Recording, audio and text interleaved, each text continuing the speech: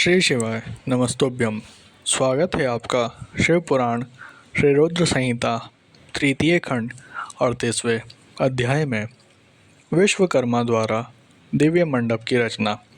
ब्रह्मा जी बोले, हे मुनिश्रेष्ठ नारद, शैलराज हिमालय ने अपने नगर को बारात के स्वागत के लिए विभिन्न प्रकार से सजाना शुरू कर दिया।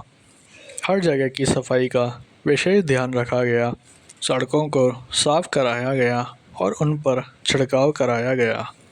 तत्पश्चात उन्हें बहुमूल्य साधनों से सुसज्जित एवं शोभित किया गया। प्रत्येक घर के दरवाजे पर केले का मांगलिक पेड़ लगाया गया।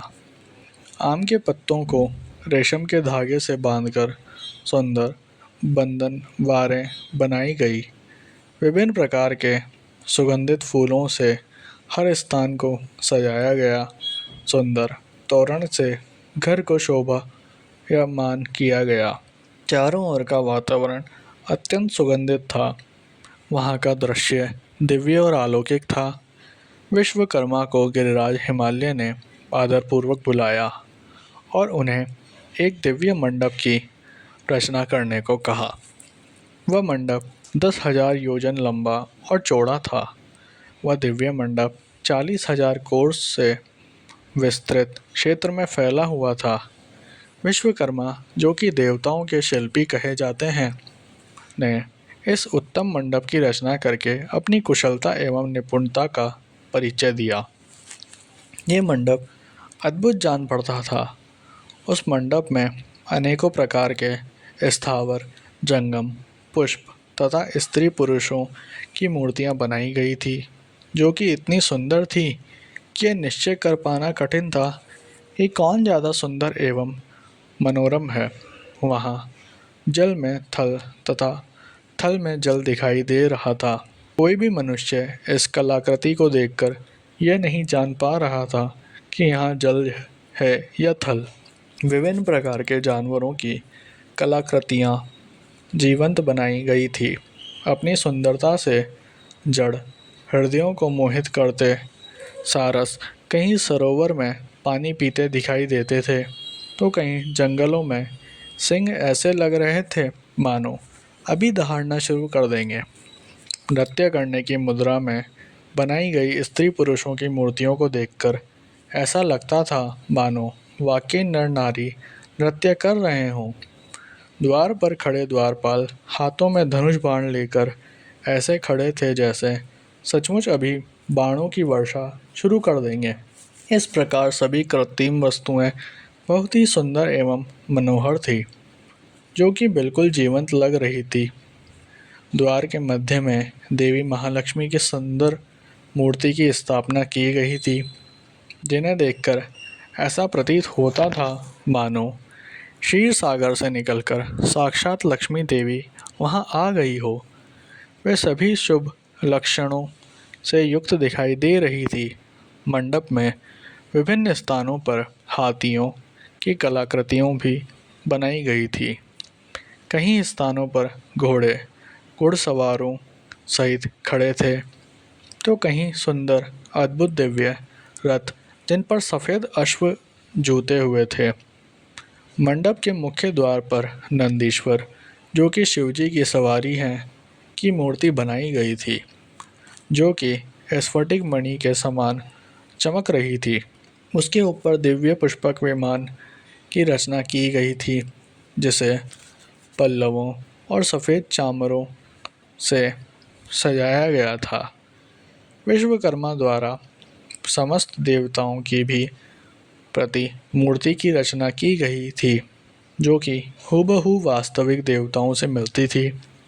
क्षीर सागर में निवास करने वाले श्री हरि, विष्णु एवं उनके वाहन गरुड़ की रचना भी उस मंडप में की गई थी, जिसका स्वरूप साक्षात विष्णु जी जैसा ही था। इसी प्रकार विश्वकर्मा द्वारा जगत के सृष्टिकर्ता ब्रह्मा जी की भी प्रतिमा उनके पुत्रों और वेदों सहित बनाई गई थी। साथ ही वह प्रतिमा वैदिक सूक्तों का पाठ करती हुई दिखाई देती थी। स्वर्ग के राजा देवेंद्र अर्थात इंद्र एवं उनके वाहन ऐरावत हाथी की मूर्तियां भी जीवंत थी।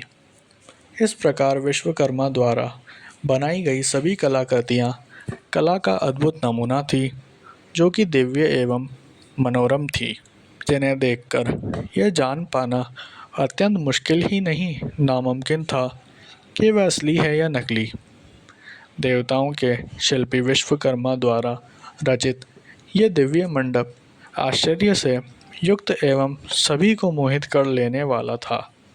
तत्पश्चात शैलराज हिमालय की आज्ञा के अनुसार विश्वकर्मा ने देवताओं के रहने के लिए कृत्रिम लोकों का निर्माण किया, जो कि अद्भुत थे। साथ ही उनके बैठने के लिए दिव्य सिंहासनों की भी रचना की गई।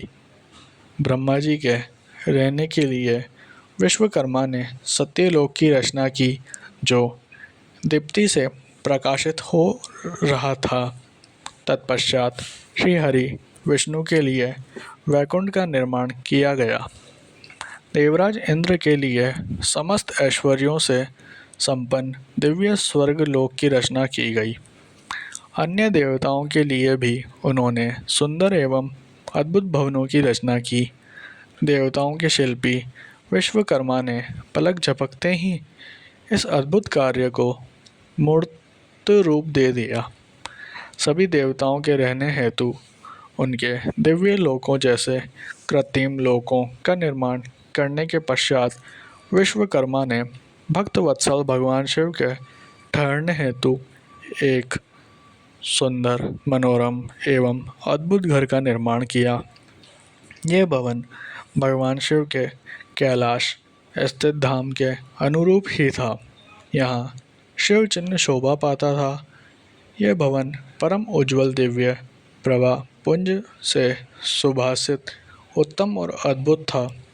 इस भवन की सभी ने बहुत प्रशंसा की, यहाँ तक कि स्वयं भगवान शिव भी उसे देखकर आश्चर्यचकित हो गए और विश्वकर्मा की इन रचनाओं को उन्होंने बहुत सराहा।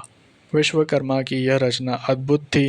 इस प्रकार जब सुंदर एवं दिव्य मनोरम मंडप की रचना हो गई और सभी देवताओं के ठहरने के लिए यथा योग्य लोकों का भी निर्माण कर दिया गया, तो शैलराज हिमालय ने विश्वकर्मा को बहुत बहुत धन्यवाद दिया।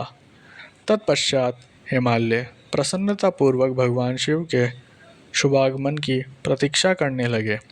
हे नारद, इस प्रकार मैंने वहाँ का सारा वृतांत तुम्हें सुना दिया है। अब आप और क्या सुनना चाहते हैं?